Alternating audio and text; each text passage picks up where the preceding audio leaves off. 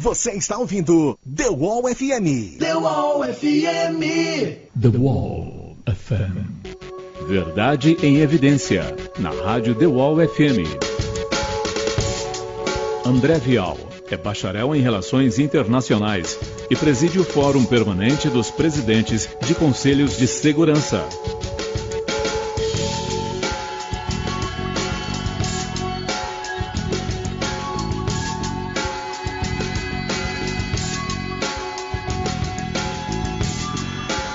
Olá, bom dia, ouvintes da Rádio The Wall FM, telespectadores da nossa página do Facebook da Rádio The Wall. Você do aplicativo, muito obrigado. Se não conhece a nossa página no Facebook, vá lá, curta a nossa página e siga. Comente também nossos lives ao vivo agora, nessa manhã de sábado, com o meu amigo André Vial, o programa Verdade em Evidência. Bom dia, André. Primeiramente, bom dia, Luiz Isidoro, grande amigo. Bom dia. Bom dia também aos nossos ouvintes aqui da Rádio The Wall FM. Mais uma vez estamos aqui para tratar dos nossos assuntos, neste programa que a gente procura trazer sempre a verdade, não é? A verdade é aquilo que a gente entende como todo o contexto de uma condição em que a gente vive, em que as coisas se desenvolvem, né?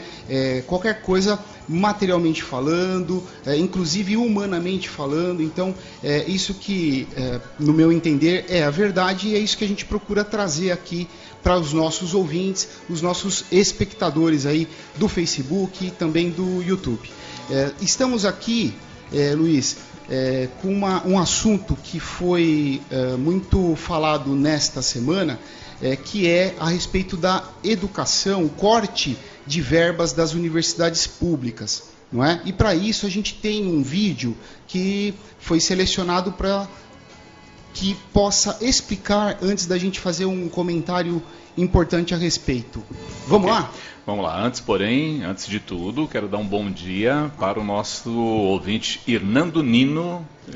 Sempre o Nino, freguês do grande programa. Espectador do programa, né? Todos os últimos 4, agora esse 5º programa que a gente está fazendo. Muito obrigado, Nino, por estar nos assistindo. E é isso aí, ó. Sempre ele participa, inclusive, com a opinião, com um comentário. E é isso aí, Nino. Vamos firme junto. Você vai fazendo o programa junto conosco. Grande abraço, viu? É isso aí. O Nino está em Ilha Bela. Ele disse aqui: bom dia, Isidoro. Bom dia, André.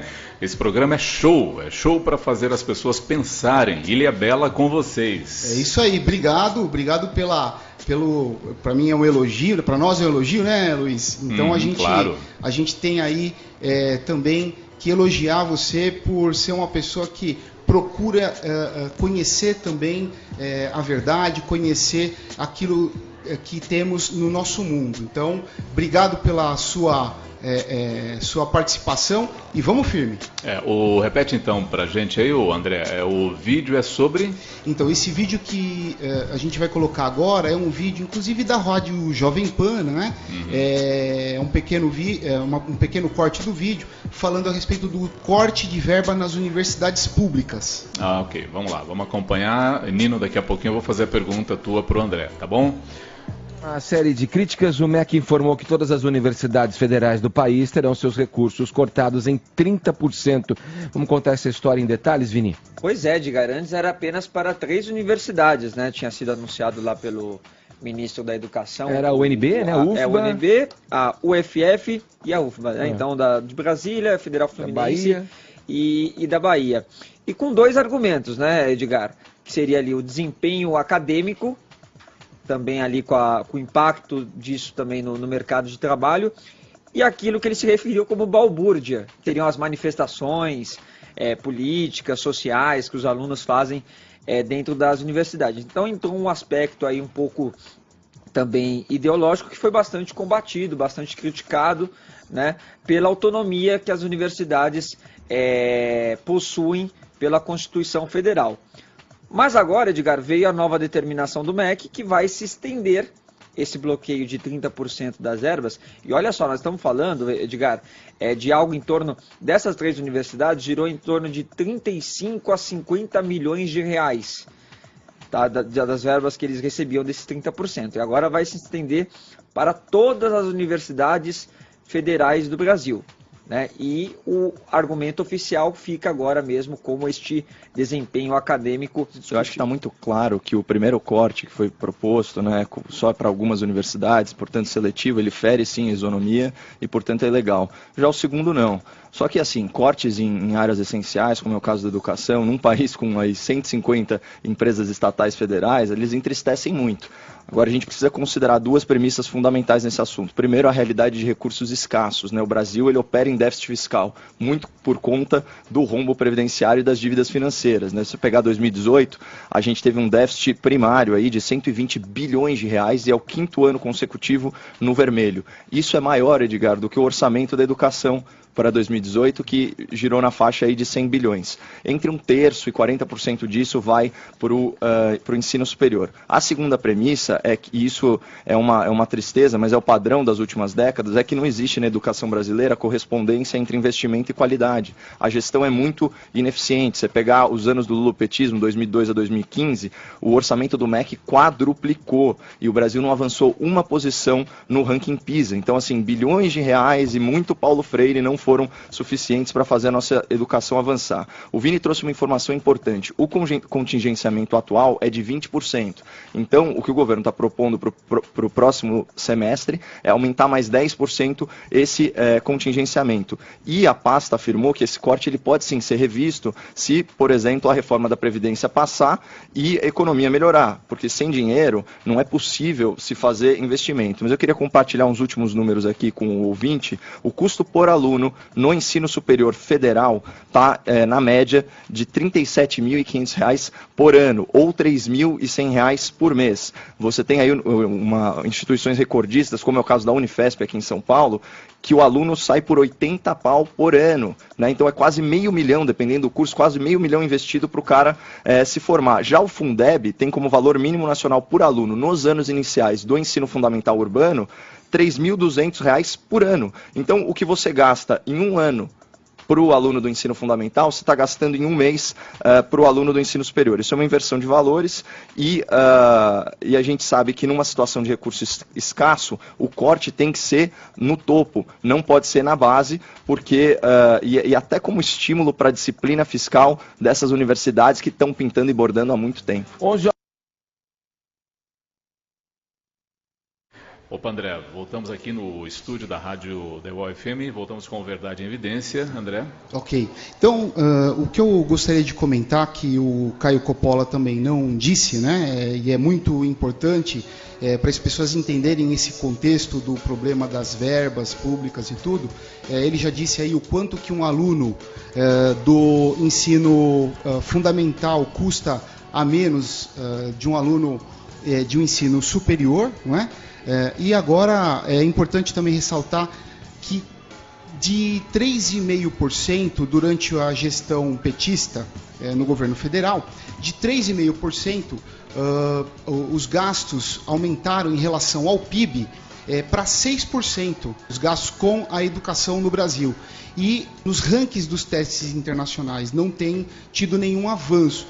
Então, se você pensar, não adiantou, você vê, quase dobrou e não teve um aumento significativo aí de resultado nesses rankings internacionais de desempenho escolar. Isso significa que o dinheiro, todo o dinheiro, que é muito recurso, não foi muito bem empregado. Por quê? Porque principalmente você investiu nas universidades aqui no Brasil públicas e você isso não tem trazido para o país ganhos importantes em termos de produção, nem na educação e muito menos em riquezas para o nosso país. Então, esse comentário eu gostaria de fazer. Não sei se você tem alguma coisa, Luiz, para falar a respeito desse assunto, mas é um assunto bastante espinhoso e que precisa ser revisto. A gente sabe que a máquina pública, toda a máquina pública, independente de qual seja ela, existem muitos desperdícios e esse governo, atualmente, ele está justamente procurando resolver esses problemas de muito recurso na máquina pública, porque ninguém aguenta mais pagar tanto imposto não é? Para não ter nenhum resultado nas áreas onde esses recursos são investidos. Ok, o nosso telefone está liberado, está aberto aí, aliás, o WhatsApp, para você mandar mensagem de áudio ou de texto. Melhor de áudio, fica mais bonito, você dá um salve para nós aqui, para o programa Verdade em Evidência. Nossos telefones estão na tela, é 11 9 56 70 15 25, ou então pode ligar para falar ao vivo no fixo, 11 4852 2720. Bom, André, a Defensoria Pública da União ajuizou ação civil pública nesta sexta-feira, ontem, portanto, para impedir o corte de 30% em verbas destinadas a universidades federais. A ação apresentada à Justiça Federal em Brasília cita o Ministério da Educação e a União. Tá. Para variar, a gente nunca sabe as pessoas que estão por trás, né? Você fala a Defensoria Pública, não é? Sempre quando você tem uma corporação, né, de pessoas, né, seja em qualquer área, da saúde, a área da educação, a área, qualquer que seja ela, a área das empresas, não é, da associação de qualquer coisa que seja industrial, comercial, qualquer coisa. Você sempre tem como testa de ferro dessas notícias, né, nessa mídia tradicional que a gente conhece, e aí você falou aí é o G1 da Globo, né? Uhum. Sempre a instituição sendo colocada à frente, mas as pessoas que realmente são autores, não é, vamos dizer assim, dessas ações, a gente desconhece, né?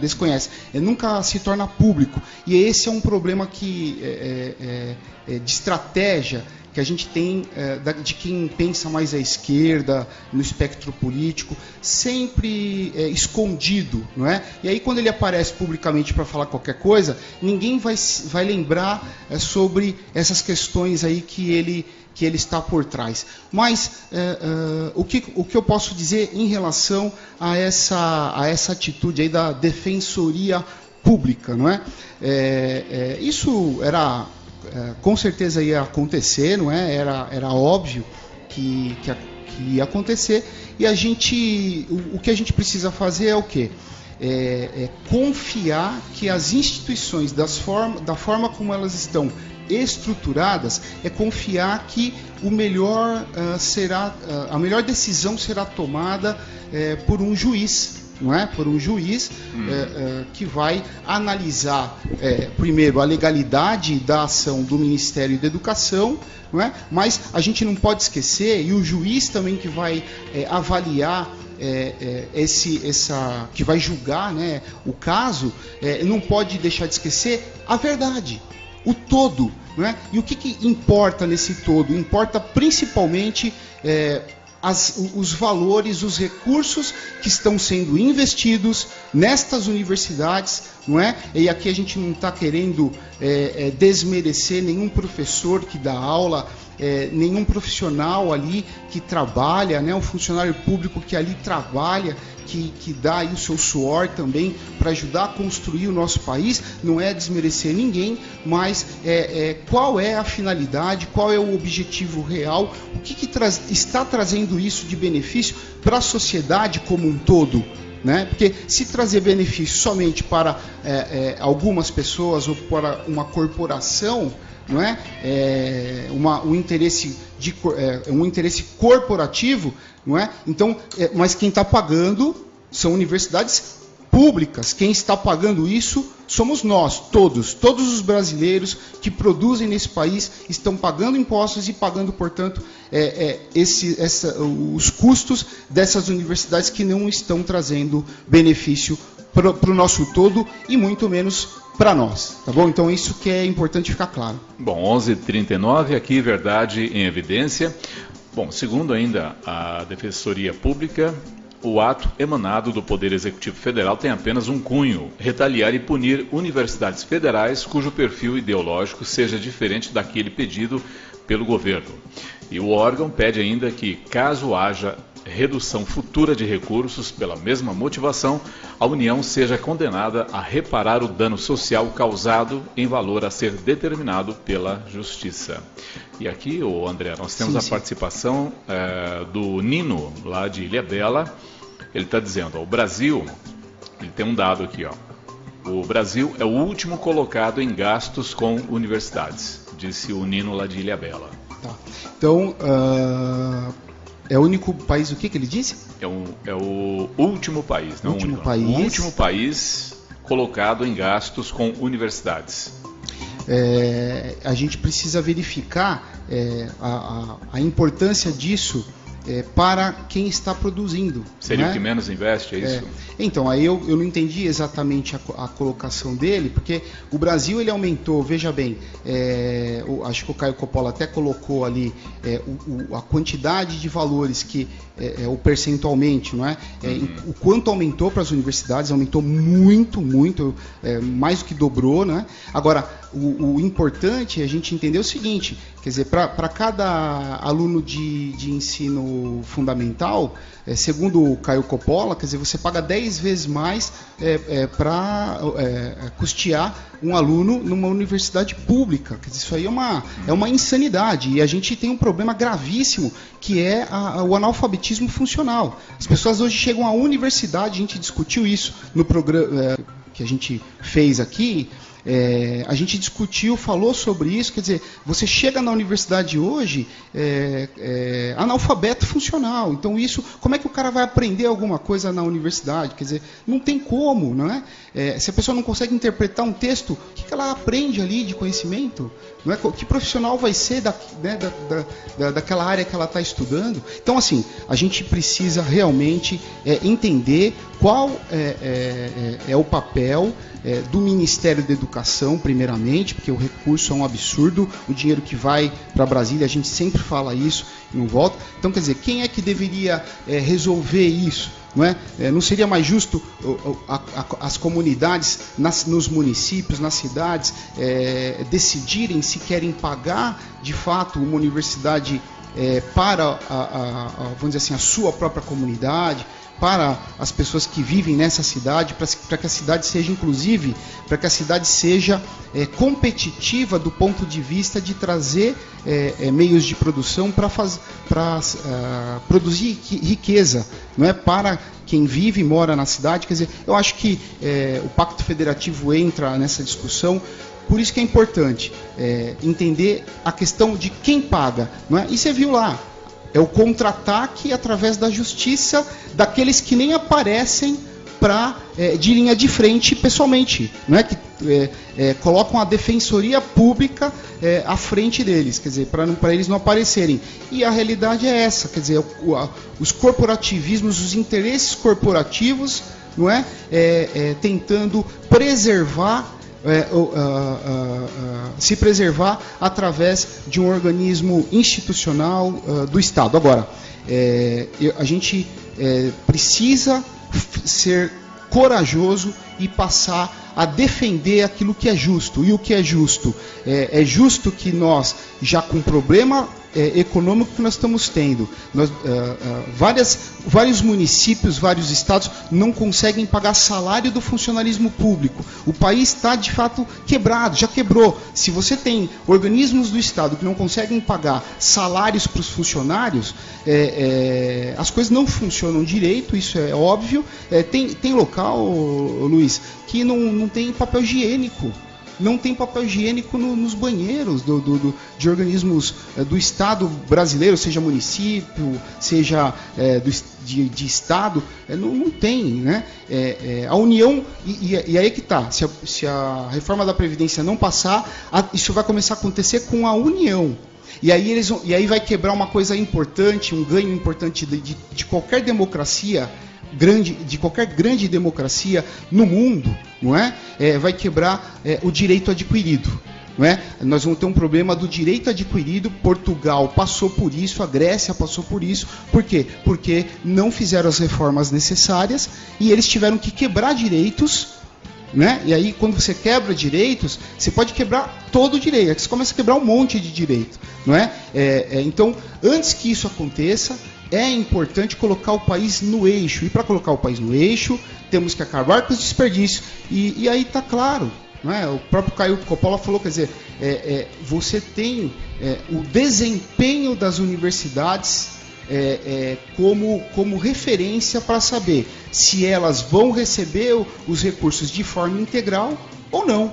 Então, é o desempenho daquilo que ela produz de fato, não é? Agora, qual o objetivo da universidade pública? Produzir conhecimento, e isso está de fato acontecendo, produzindo conhecimento, passando conhecimento, claro, mas principalmente produzir conhecimento, laboratório, pesquisas, criação aí de teorias que, vamos dizer assim, seja uma evolução humana e não você ter ali, e aí você entra naquela questão do debate cultural, que a gente tanto fala da guerra cultural, que é uma estratégia de Antônio Gramsci, né? Eu também não vou me estender muito nesse assunto, mas o que a gente está falando aqui com muito foco no corte das verbas das universidades.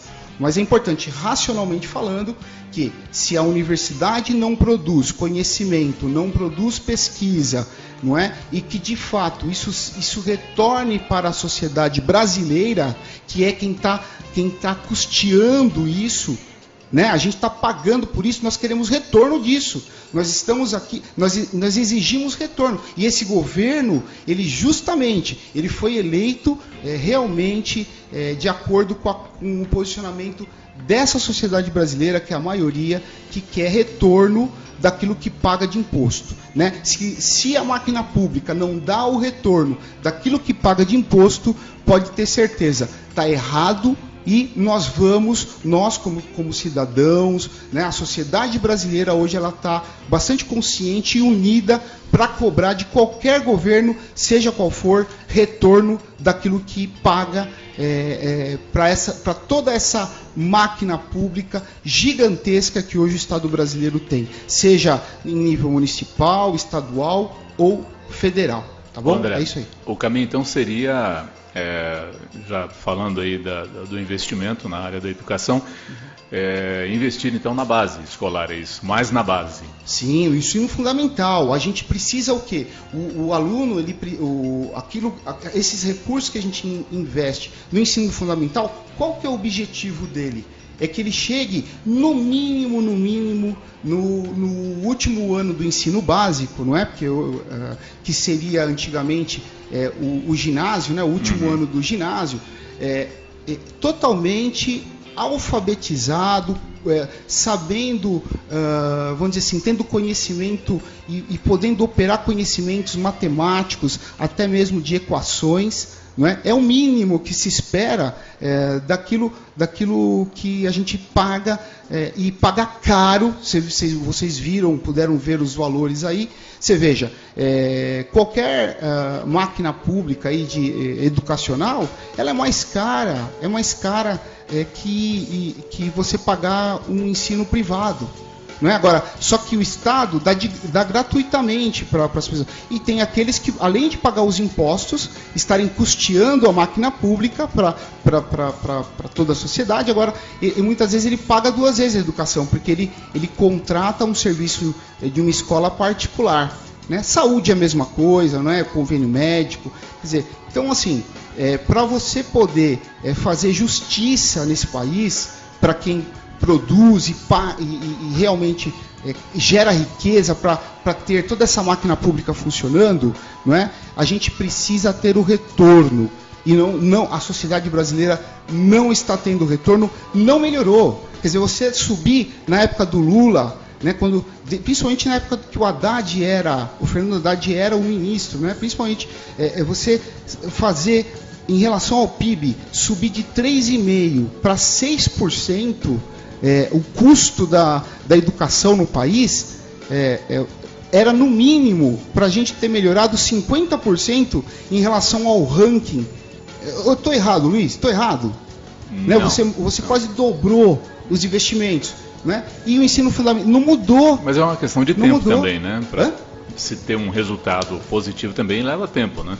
Mas, leva tempo, mas só para concluir, com relação à sua pergunta especificamente, o ensino fundamental, quer dizer, se a gente conseguisse de fato melhorar esse ranking do ensino fundamental, então a gente vai entender se a gente acertou ou se a gente errou, porque pensa bem, 13 anos de governo petista que nós tivemos, mais ou menos. Quer dizer, até agora são 14, 15 anos, mais ou menos. Não é? Então, quer dizer, de lá para cá, em 15 anos, é praticamente uma geração. A geração, ela praticamente se troca a cada 15 anos. Justamente uma geração. Já era para estar agora, de fato, melhorando no ranking. E não estamos, infelizmente, e não melhorou em nenhum ano. Se você perceber, não melhorou em nenhum ano. Então, os professores continuam ganhando mal, né? Quando eu defendia o aumento de valor para a educação, porque acho que a educação é o futuro sempre é, né? Mas não mudaram absolutamente nada para melhor. Nada. A única coisa nós estamos pagando mais impostos por conta, custeando mais, né? Por conta desses interesses corporativos. Para mim são os interesses corporativos. Ok. O Claudinei Scarpini está em Ribeirão Preto. Bom dia, Ribeirão Preto. Bom dia, amigo Claudinei Scarpini. Está lá acompanhando, hein? Na quente Ribeirão Preto. A Mônica Costa também está lá próximo de Ribeirão Preto. Bom dia, Mônica. Minha irmã está em Ituverava, interior de São Paulo, mais perto de Franca do que de Ribeirão Preto. Bom dia, Mônica. O Roberto Cardoso também participa aqui da live. Bom dia, Roberto Cardoso. Ele está dizendo aqui, ó, parabéns, você merece nosso respeito, bom trabalho, confiamos em você. Nossa, conhece Roberto, ele? Nossa, seu Roberto é ele é o meu pai postiço, né? Ele é o meu pai postiço, é uma pessoa que a gente tem um amor muito grande, não é? E que ele me ensinou muito, tanto em relação à política, mas em relação à vida também, né? Ele me ensinou muito. Grande beijo no coração, seu Roberto, e a todos os ouvintes, grande abraço a todos os ouvintes aí que estão nos ouvindo. Mas, seu Roberto, um grande beijo no coração para ele e para Dona Carmen, para toda a família. Amo vocês, tá? É isso aí. Miguel Robles está em Buenos Aires, Argentina. Olha aí, olha a nossa live onde está chegando, hein, André? Tá virando internacional. A Patrícia Labarde sempre acompanha também, né, lá dos Estados Unidos. E agora a gente já tem na Argentina. Grande abraço também para ele, é o Miguel. Miguel Robles. Grande abraço também para o Miguel. E é isso aí. Obrigado. Buenos dias, né? Buenos dias. E obrigado por nos acompanhar aqui no nosso programa. Olha, ele disse aqui, olá, bom dia a todos da Rádio DO FM, Luiz e panelista. O que é panelista? Eu não sei. Você manja alguma coisa de castelhano? Porque na Argentina ele tem aqueles movimentos populares, quando eles vão protestar contra os governos e tal, da panela, né? É a manifestação das panelas, né? Sai naquela multidão com panela protestando contra o governo. É isso aí. Eu sou revoltado há muito tempo já, viu, Miguel? Então por isso que eu bato chamando panela você mesmo, de panelista. É isso mesmo. Porque sou mesmo panelista, porque a gente tem que protestar. Quando está errado, a gente protesta, tá certo? Não foi o protesto das panelas que derrubou a Dilma? Foi exatamente. Bater panelas, né? Exatamente, o pessoal fazia de tudo, né? Apagava a luz da casa, acendia a luz da casa, desligava a Globo naquela hora. Mas você vê a força que o povo tem. Por quê? Uma coisa sempre que eu digo, né? Eu disse isso talvez em outro programa que fizemos. As pessoas esquecem que você exercer a cidadania, né? Ser cidadão de fato dessa sociedade, as pessoas esquecem que você é sócio. Para você poder exercer, você paga imposto, você é sócio dessa sociedade. Então, quando a gente fala de sociedade, estamos falando de todos juntos. E quem comanda os aparelhos, o instrumento do Estado na sociedade, precisa respeitar o sócio que cada um de nós somos. Por isso que quando a gente se une em torno de algo, de uma ideia, com razão, com a verdade, você pode perceber que derrubam-se governos. E isso aconteceu, não é, com a Dilma lá no impeachment, né? O último impeachment, né? Porque a gente já teve o do Collor, agora no último impeachment. Você vê que engraçado. Um foi à direita, que o Collor era tido como conservador, tá certo? E esse último foi à esquerda. Então, o Brasil já experimentou de tudo. Agora vamos ver se a gente experimenta a racionalidade, não é? A racionalidade. Eu acho que é o melhor caminho. Né? A gente não é você ser aquele conservador chucro. Nem de extrema direita, nem de extrema esquerda. Não, é você ter o equilíbrio suficiente para poder avançar e transformar esse país que sempre foi uma promessa de um grande país, de fato num grande país, não é? Então é isso. Estamos aqui para isso e vamos lá, trabalhar com racionalidade. Aliás, nós temos um tempinho ainda, agora falando para o Miguel Robles, lá da Argentina, né? Entrando no assunto também política lá na Argentina, parece que a Cristina Kirchner ela se fortaleceu muito com a ineficiência do Macri, né, o André? Isso o que acontece nesse momento, não é? Aquilo que a gente chama que as pessoas chamam de direita, não é, e tal, que foi o governo Macri, que vamos dizer assim, pôde ter essa experiência na Argentina, mas os planos econômicos que não foram tão bem elaborados e concretizados, e por isso você continuou com um problema econômico, e aí a sociedade ela também está cobrando. Agora, você voltar com a Cristina Kirchner, eu acho que é um retrocesso no sentido do É a mesma coisa de você voltar com o ex. Exatamente. Você conhece os problemas, sabe que vai dar merda, né? Mas você vai arriscar. Vai arriscar. Quer dizer, era melhor com ele, então tá bom. Então volta com ele para você ver como vai desenvolver o problema. Aí você não vai ter um desenvolvimento de solução, você vai desenvolver ainda mais o problema. E é legal, né? Que se a Cristina Kirchner voltar, a gente pode ter uma análise de um ano da Argentina para ver se piorou ou se melhorou. Pode ter certeza.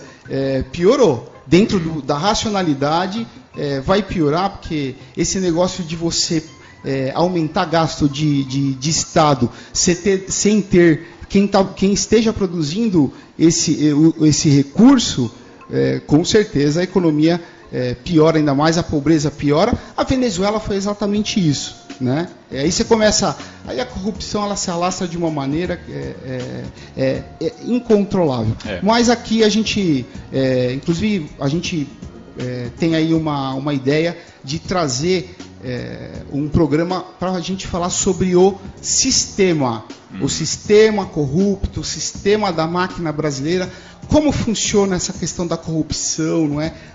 Que é outro desperdício do dinheiro público inaceitável, né? Porque aí você tem um problema, um desvio de caráter, aí não é uma falha, aí é o desvio de caráter que piora ainda mais, não é? É isso aí.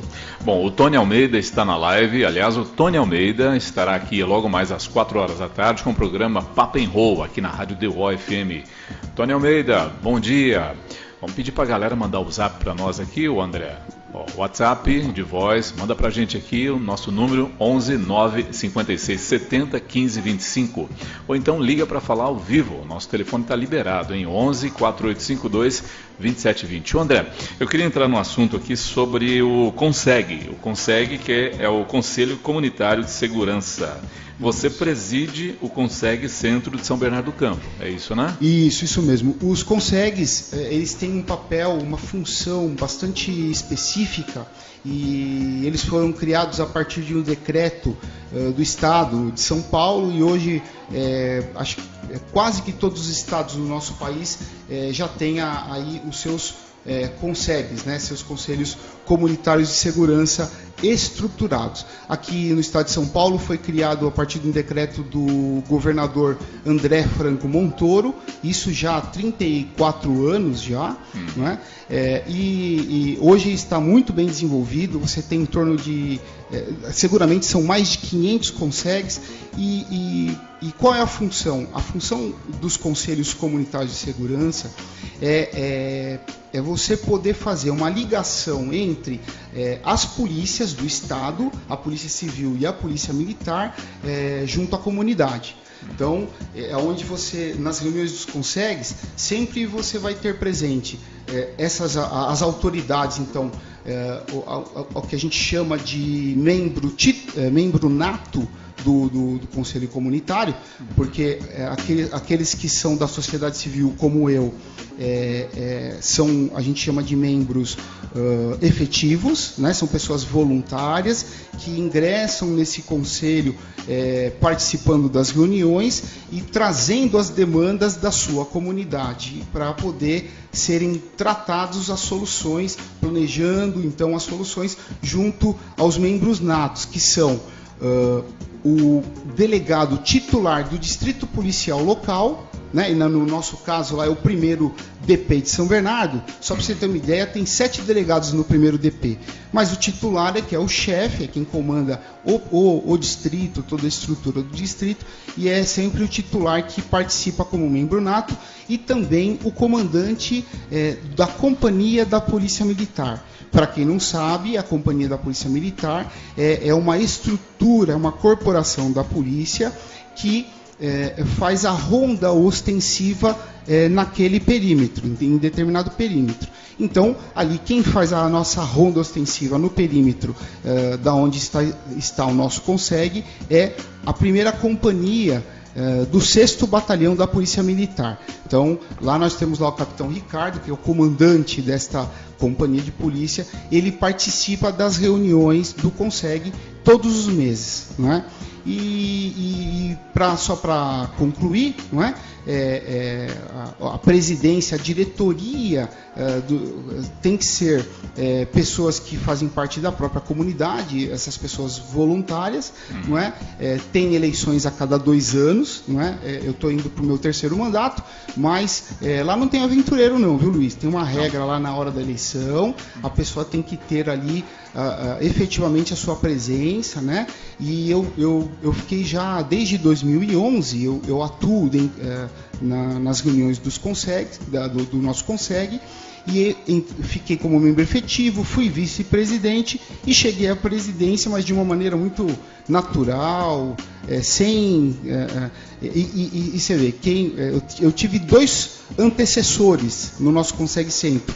Um é o seu Paulo Nishikawa, que hoje até é deputado estadual, não é? Como coronel da Polícia Militar. Ele foi o meu primeiro antecessor. E o segundo antecessor foi o Adelmo Capitânio, os 2 moradores da nossa região ali, voluntários também, em relação como membros efetivos do Conselho Comunitário de Segurança. Tá, então, e as pessoas então, a comunidade em geral, quem tem um problema a ser apresentado, como que ele faz o contato? Ele vai então nas reuniões do CONSEG, o exemplo aqui, ele pode ir na reunião onde você preside, no centro de São Bernardo? Isso, todos os meses hoje a gente tem as redes sociais, não é? Antigamente a gente enviava por e-mail, mas hoje através das redes sociais a gente divulga isso de forma pública, divulga as reuniões, sempre 2 dias antes de acontecer a reunião, porque a gente leva muito essas reuniões para a localidade, para alguém que tenha alguma localidade que está tendo um problema ali de segurança pública, e onde é mais fácil você reunir as pessoas ali, moradores daquele local. Então a gente leva as reuniões, por isso a gente divulga o local nas redes uns 2 dias antes de acontecer essa reunião. A gente chama de reuniões itinerárias do CONSEG, não é? E aí é mais fácil para a pessoa se deslocar, ela pode ir a pé, né? Da casa dela, ela pode ir a pé para o local da reunião. E a gente está levando quem para essas reuniões? Só as autoridades que comandam as polícias nessa região. Em São Bernardo a gente tem a grata satisfação e uma grande parceria também com a GCM, onde os inspetores da localidade lá, também da região que está relacionada ao nosso CONSEG, também participa das nossas reuniões. Então você tem as 3 forças de segurança: Polícia Civil, Polícia Militar e GCM, com seus comandantes participando e tem tido muito resultado. Até gostaria que você mostrasse algumas fotos, a gente passasse algumas fotos sobre as reuniões, não é?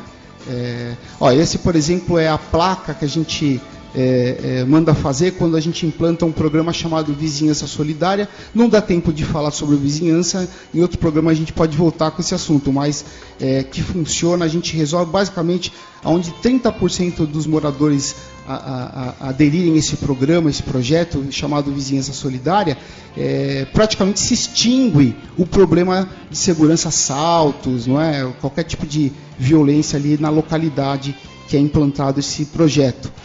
Aí essa é uma reunião também a respeito, explicando, né, a respeito da explicação do que é o projeto Vizinhança Solidária, onde nós implantamos e teve um sucesso importante, um local com muitos problemas no centro de São Bernardo, não é? Pode seguir, mais né? Uma foto aqui. Deixa eu só dar um bom dia aqui. Deixa eu voltar com a tela rapidinho aqui com a gente. Tá. E um bom dia especial para Aline San. Aline San está no interior de São Paulo agora e está na live com a gente. Aline San está em São José do Rio Preto. Que bacana. Bom dia, Aline. Bom dia, grande abraço aí para São José do Rio Preto, viu? Temos um outro ouvinte também aí em São José do Rio Preto nos acompanhando hoje. Legal. Ô Aline, diz aí como é que está a segurança aí em São José do Rio Preto. Eu sei que a cidade é grande, né? Deve ter muito problema. Mas me responda aí, né? Tem muita segurança, muita violência? Diz aí, Aline. Bom dia, Aline, de São José do Rio Preto. Bom, voltando aqui, André. Isso. Esta é uma foto também. Quando nós implantamos o Vizinhança Solidária lá uma vila chamada Vila Duze, ali no centro, ele fica ao lado de um viaduto importante, que nós vamos mostrar já aí, o viaduto Mário Covas, né, ou Teresa Delta, o viaduto tem aí dois lados e, portanto, dois nomes, não é? Mas já a gente tem, olha só, aí está o viaduto, né? Você vê que quando nós implantamos já existe um planejamento para vir com o aparelho da polícia. Eu gostaria até que você segurasse nessa foto, viu, Luiz? Eu vou explicar uma coisa importante. Aí na outra foto era uma base comunitária passando. Você vê que os próprios membros que participam desse projeto Vizinhança Solidária, os próprios moradores, que tiraram todas essas fotos, mostrando a presença da polícia, tudo, mostrando que realmente nós, enquanto sociedade civil organizada, no Conseg, demos uma resposta, junto com as autoridades, demos uma resposta aos problemas, né? Aí, por exemplo, você vê que tem um viaduto ali na parte de cima, né? Ali é uma abordagem, mas por que eu mostro essa foto? É importante chamar a atenção, porque do outro lado desse viaduto fica a Avenida José Odorizzi. Lá, para quem se recorda, principalmente o pessoal do Grande ABC, houve uma invasão num terreno em frente ao Scania, a indústria Scania, né, de veículos. Você ficou muitos meses lá, problema grave, muitos problemas adviram ali dessa invasão.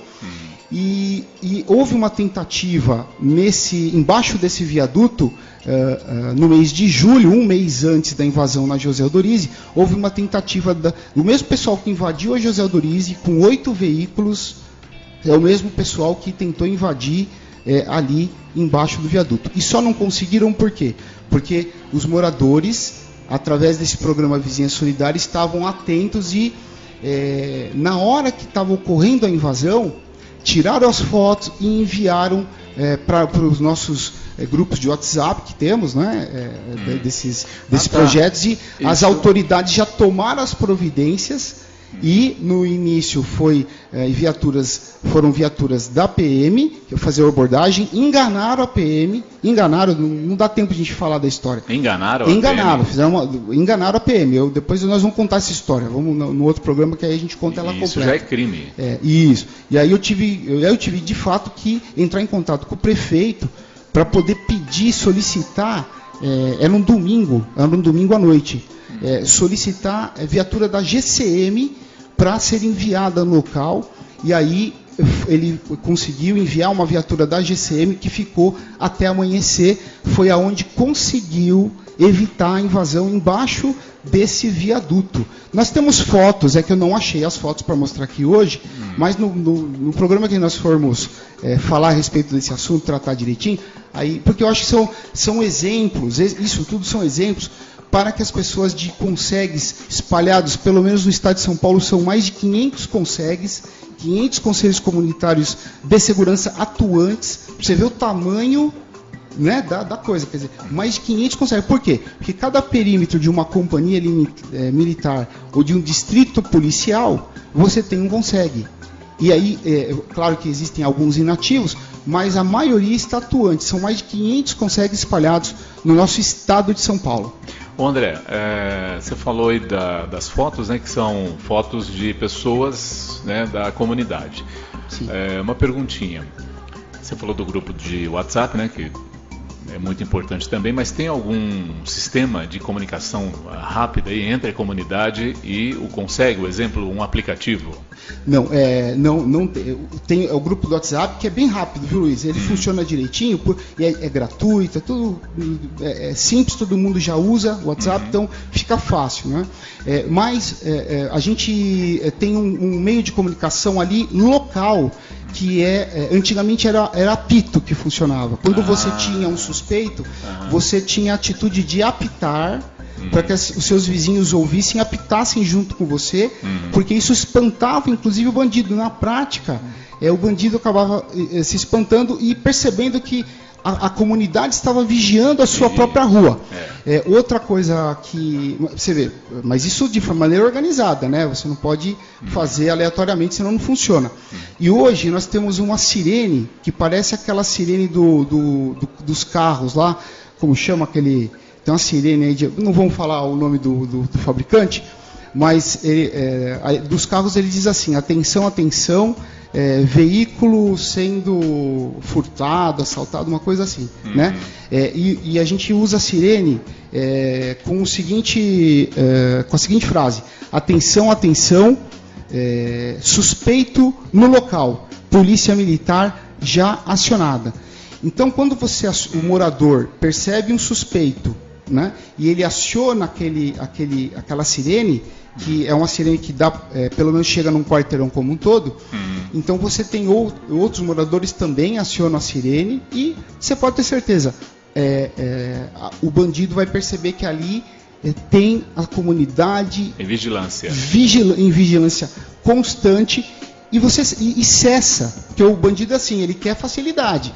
E aí ele vai para outro local, ele vai para um local que seja mais fácil, que os moradores não estejam aí engajados nessa vigilância. E é simples, viu? O horário que você entra em casa, o horário que você sai de casa, você dá uma olhadinha na sua rua para ver se está tendo. Então, se 30%, a gente considera assim, 30% dos moradores daquela rua aderirem ao projeto, 100% garantido que vai acabar os problemas de assaltos e problemas de segurança no local. Ok, bom dia para Angélica Castro. Angélica está em Guaíra, interior de São Paulo. Galera do interior, hoje em peso no programa, hein? Bacana. Próximo de Barretos, tá lá. Angélica Castro em Guaíra. Bom dia, Angélica. E a Aline, de São José do Rio Preto, disse aqui, bom dia, rapazes, estou aqui na região de Rio Preto, né, mas meus familiares estão aí em São Bernardo do Campo. Eu fico feliz, ela disse, fico feliz em ouvir todos esses projetos, já que o prefeito de São Bernardo do Campo abandonou a cidade, né? Tá perguntando. Aí é que tá, né? Existe muita falácia em relação aos problemas que a cidade vive, não é? Como a cidade ela tá vivendo um caos por conta das 28 obras que ficaram paradas na gestão anterior. O prefeito retomou todas elas. E isso, inclusive, era uma promessa da campanha. Pode ter certeza, quando essas 28 obras ficarem prontas, o caos, esse sentimento de caos da cidade, ele vai ser mudado, ele vai ser alterado, a qualidade de vida ela vai voltar muito melhor do que era antes, e aí, pelo menos, porque o trânsito piora muito a qualidade de vida das pessoas, não é? Principalmente. Então, aí você vai ter um sentimento oposto, vai ser um sentimento de satisfação em relação a tudo aquilo que a cidade está vivendo hoje, não é? E é injusto você dizer que a cidade está abandonada, por quê? porque essas obras voltaram com muito trabalho, voltaram, não dá para explicar que não temos tempo, né? Mas uma coisa importante que aconteceu nessa semana foi o projeto Radar Detecta. O que é o projeto Radar Detecta? Que foi assinada a implantação desse projeto. Todos os veículos, assim que começar a funcionar, está prestes a isso acontecer, mas ele já anunciou, né, o prefeito lá já anunciou, de São Bernardo, Orlando Moranto, a partir do momento que todos esses radares funcionarem, que esse projeto funcionar, todos os veículos terão a leitura de placas sendo feita pelo Copom da Polícia Militar, que, para quem não sabe, o Copom é onde está a informação, todo o trabalho de informação da polícia. E aí, automaticamente, por esse projeto, quando você lê uma placa que o veículo é roubado, ou em que o proprietário desse veículo está sendo procurado pela polícia, a partir do momento que isso sinaliza no Copom, os policiais, ali eu conheci esse projeto lá no Copom, inclusive, os policiais já entram em contato com as viaturas locais, aonde foi detectada a passagem desse veículo, e é interessante, porque todos os radares vão pegando o veículo. Em cada via que esse veículo passar, os radares vão pegando. Então você vai vendo a trajetória, o Copom vai estar acompanhando a trajetória, e aí, de uma maneira muito segura, vem a polícia, sem correria, no trânsito, sem nada, chega de sopetão e pega eles. E isso, você vê, para vocês terem uma ideia, para os nossos ouvintes terem uma ideia, em Guarulhos, no primeiro ano, conseguiram resgatar 250 veículos roubados. Só no primeiro ano, quando esse projeto começou a vigorar na cidade de Guarulhos. E São Bernardo, o prefeito está colocando agora. Então, falar que a cidade está abandonada é no mínimo injusto. Inclusive, nós podemos falar, tem gente que critica, a gente vai trazer aqui eleitores de São Bernardo, eleitores de Santo André em algum momento, eleitores aqui do ABC, se quiser de outra cidade também, pode ficar à vontade, a gente pode trazer para debater problemas e soluções para os municípios, porque tem. Apesar do município ficar só com 10% daquilo que arrecada, ele ainda tem aí soluções para os seus problemas, não é? Em relação... Só para colocar, no início, é importante, esse projeto Radar, inclusive, foi um pleito nosso. Eu assinei um ofício do nosso CONSEG, do nosso Conselho Comunitário de Segurança Centro de São Bernardo, assinei um ofício solicitando ao prefeito, ao governo novo que entrou, o projeto Radar. E saiu. E saiu. Quer dizer, você vê que interessante. Por quê? Porque é um projeto que vai melhorar muito a segurança da nossa cidade. Esse radar também identifica quem está em atraso com o documento e com multa, né, ou não? Também identifica, mas a gente tem que entender o seguinte, a polícia militar, ela está direitinho. Não, também, mas ela está preocupada, não é com isso, ela está preocupada de fato com o problema da segurança pública. Você acha que eles vão atrás de quem? Não tem efetivo suficiente para ficar correndo atrás de gente que está com o IPVA atrasado, né? Com licenciamento atrasado. Agora, se a polícia se depara com algum carro que ela está ali, naquele momento, avalizando, isso acontece nas blitz, né? Se ele para, ele é obrigado, se o policial não tiver aplicando a punição para a pessoa, que é o recolhimento do veículo, porque isso está na lei. Ele está prevaricando. O policial militar vai estar cometendo um crime, porque isso é o crime de prevaricação, né, do funcionário público. Ele tem o crime que é a lei. Se a lei se a pessoa está infringindo a lei, ele tem que aplicar a punição. Né? E se ele não fizer isso, quem está cometendo o crime é ele. Então as pessoas ficam bravas, né? Claro, todo mundo. Eu também atraso, não tem. Agora, se você for pego, você sabe que se isso acontecer, né, por qualquer razão, às vezes você não tem intenção, mas pode acontecer. Quando você vai ter um problema desse, você sabe que você está correndo risco. Né? E já aconteceu comigo. Só evitar. Tive que pegar o carro no pátio. Já que o documento do carro está atrasado, deixa o carro em casa, vai de ônibus, se vira, vai de Uber. Tem que mudar o planejamento daquilo que você está fazendo. Você não pode sair com o carro, o documento está errado, tem multa, está errado, não fez o licenciamento, e sair com o carro arriscando. Isso, é isso aí. Então a gente não pode pensar que são erros dos outros. Se o policial fizer coisa errada lá, ele responde criminalmente por aquilo. Então a gente tem que entender o seguinte, a sociedade só funciona quando as regras elas são seguidas, certo? Para todos, isso, porque o meu direito termina onde começa o do próximo.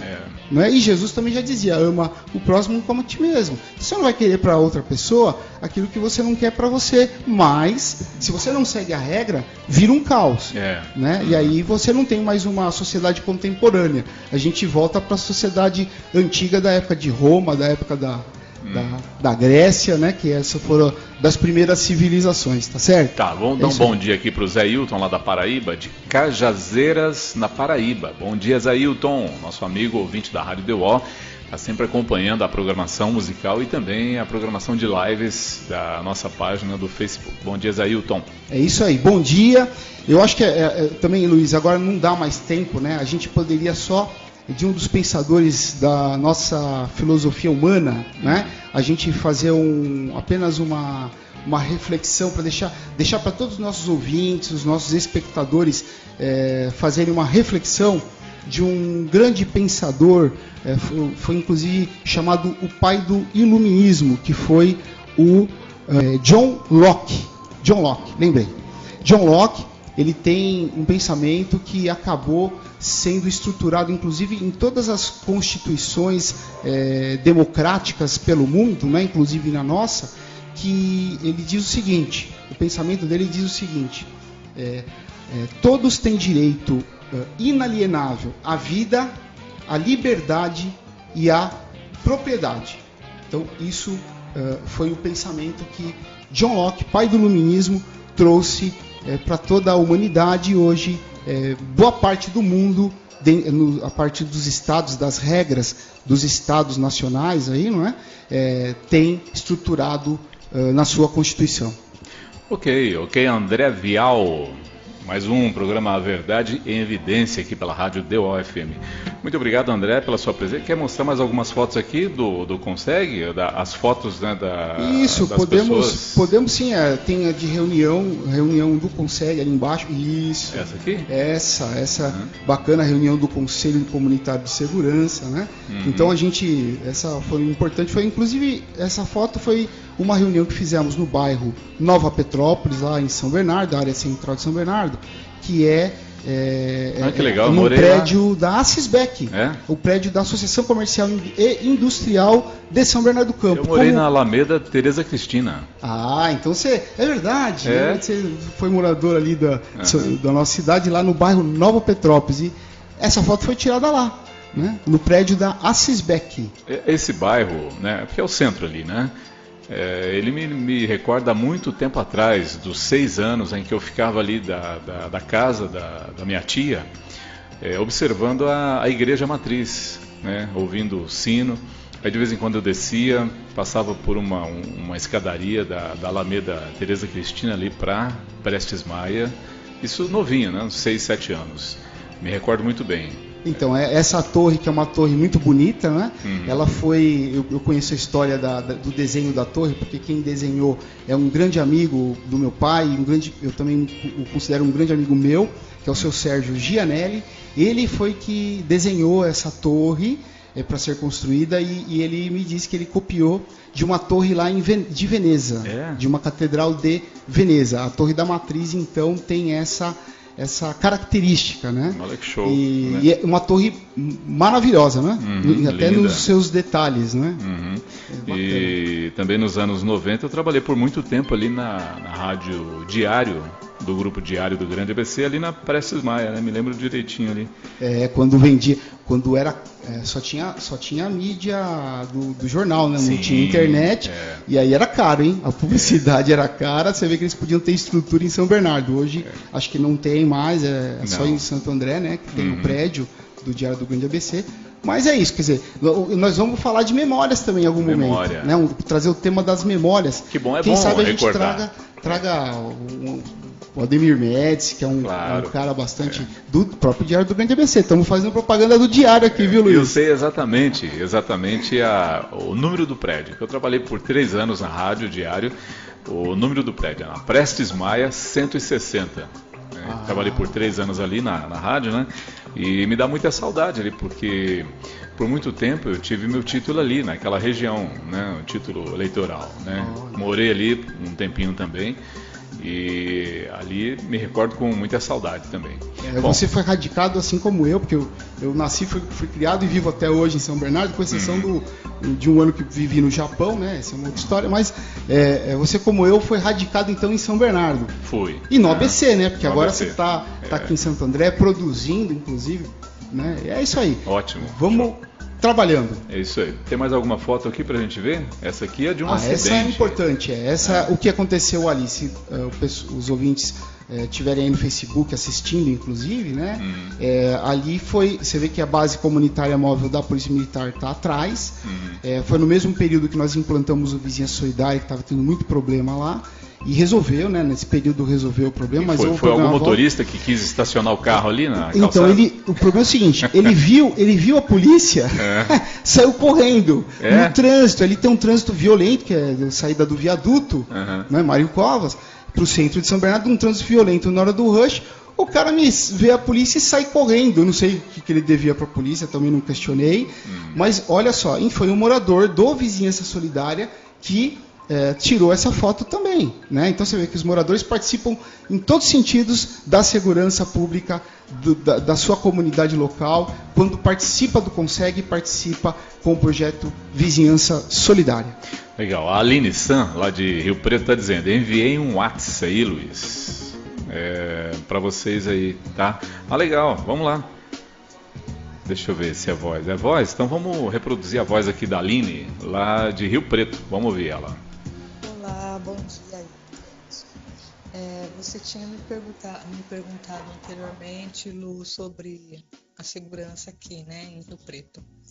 É assim, eu tô numa cidade que fica, para quem vem aí de São Paulo, é uma cidade antes de Rio Preto, uma cidade antes de chegar aqui em São José do Rio Preto. A cidade se chama Cedral, tem em torno de 8.000 habitantes apenas. E um dos motivos que me fez sair daí de São Bernardo do Campo para vir para o interior, para vir para Cedral, para vir para a região de Rio Preto, foi justamente a segurança, porque vocês devem imaginar, cidade de interior é tudo muito mais fácil, né? Inclusive a polícia aqui, a segurança, né? Ela funciona mesmo assim como aquela polícia comunitária, né? É uma viatura só para fazer a ronda na cidade toda, é uma viatura durante o dia, uma viatura durante a noite, né? Então aqui, graças a Deus, aqui no interior, na cidade de Cedral, a gente não tem problema nenhum com segurança, né? Aqui o que tem mais é assim, é ladrão de galinha, é alguém que entra no seu quintal para roubar uma bicicleta, roubar uma plantação, se você tiver, alguma coisa assim, mas violência mesmo aqui na cidade de Cedral a gente não tem. Os moradores conhecem todos os policiais, sabe quem está de plantão em cada dia e vice-versa. O policial conhece os moradores, então é muito gostoso. Aqui você pode sair, voltar de madrugada para casa, ir numa festinha que tem na cidade. Aqui você pode andar com suas roupas de marca, seu tênis de marca, o seu celular à vontade. Você pode ficar sentada em frente à sua casa, né? Até tarde da noite, sem problema nenhum. Então, aqui no interior, na cidade de Cedral, né, é tudo muito tranquilo, tudo muito sossegado, graças a Deus. Aqui, praticamente, a gente fala assim que em matéria de segurança, a gente vive no paraíso, né? O que não é muito legal aqui, assim, é a saúde, porque tudo que tem que fazer, a gente tem que correr até a cidade de São José do Rio Preto, que fica a meia hora daqui, é rapidinho, mas tudo é para lá. Exames, especialidades médicas, é tudo para lá. A cidade ainda tem essa pequena falha aí esse déficit na saúde. Mas em relação à segurança, como você me perguntou, só para esclarecer, eu não estou lá em Rio Preto, eu estou a 40 minutos, meia hora de lá. Para quem vem de São Paulo para cá, uma cidade antes de chegar em São José do Rio Preto. E Rio Preto não é muito diferente de São Paulo, não. É uma cidade grande, então a violência, né? A polícia tem dificuldade em trabalhar também, como toda metrópole, então lá é um pouco mais complicado. Mais tranquilo do que aí, com certeza, mas porém é bastante difícil, tá? Beijo e abraço para vocês. Ok, obrigado, Aline. Aline Sandi, de Cidral, uma cidade próximo de Rio Preto. Isso. Então, muito bom dia, Aline. É um prazer tê-la aí conosco no nosso programa. Como você, muitas outras pessoas têm feito isso, têm ido para o interior. Eu também tenho amigos que acabaram mudando-se para o interior do estado de São Paulo por conta da violência, por conta dos problemas aí, da qualidade de vida que, com tantos problemas que a gente vive na cidade grande, estamos tendo, não é? A segurança pública é um problema sério, sim. É um desses tipos de problema da cidade grande e, inclusive, o Conselho Comunitário de Segurança foi uma ideia baseada na polícia comunitária japonesa. Olha que interessante, né? Você vê, há 34 anos atrás, trouxeram uma ideia da polícia japonesa, né, que é a polícia comunitária, para estruturar os conselhos comunitários de segurança. E a gente sabe que por mais que a gente busque trazer essa ideia da polícia comunitária, inclusive tem uma foto, viu, Luiz, sobre policiais caminhando a pé pela vila, né, onde nós implantamos o projeto, policiais caminhando a pé, ali embaixo, né, e aonde está, inclusive, com laranja, isso. Pode colocar até a foto, né? A gente tem eu selecionei essa foto também porque ela mostra o comprometimento da polícia quando a comunidade também se organiza junto com a polícia para resolver o seu problema. Então, todo problema tem solução. Por mais que a gente tenha limitações, não é? A gente consegue trazer uma solução. E isso, esse tipo de policiamento a pé numa cidade grande, isso aí não acontece numa vila, né? Isso daí normalmente acontece onde você tem os centros comerciais, né? E aí lá no centro de São Bernardo, a Rua Marechal Deodoro, sempre você tem polícia militar andando a pé. Agora, nas vilas não. Mas como a vila teve o problema, houve um planejamento bastante forte da polícia para resolver. Porque a polícia, quando quer resolver, resolve mesmo. Mas a comunidade tem que participar para trazer informações para eles entenderem qual tipo de solução que tem que dar. Não é? E isso não acontece quando você está na cidade grande, porque as pessoas acham que sozinha ela não vai conseguir. Mas se ela procura o consegue da sua cidade, pode ter certeza, vai ter uma resposta muito positiva e, grande maioria das vezes, você tem solucionado o seu problema de segurança pública. Mas parabéns aí, Aline, e uma coragem, né? Você mudar toda a sua vida, ir para o interior, mas a gente sabe que realmente você tem mais segurança no interior, é um fato. Então, mas a gente devagarzinho vai melhorando, inclusive o Pacto Federativo, mais uma vez. Tanto ela falou do problema de saúde lá de Sideral, mas aqui também, em qualquer lugar que a gente tem, se você tem um pacto federativo favorecendo mais os municípios, o município pode escolher também investir mais em saúde, e nós aqui em São Bernardo, Santo André, no ABC, aqui, né, mais em segurança, por que não? Mas a escolha vai ser mais do município e não da União, não de Brasília, não é? Que a gente paga tanto e não vê o retorno desses investimentos. Ok, André, muito obrigado pela sua presença, mais um sábado de sucesso aqui do A Verdade em Evidência.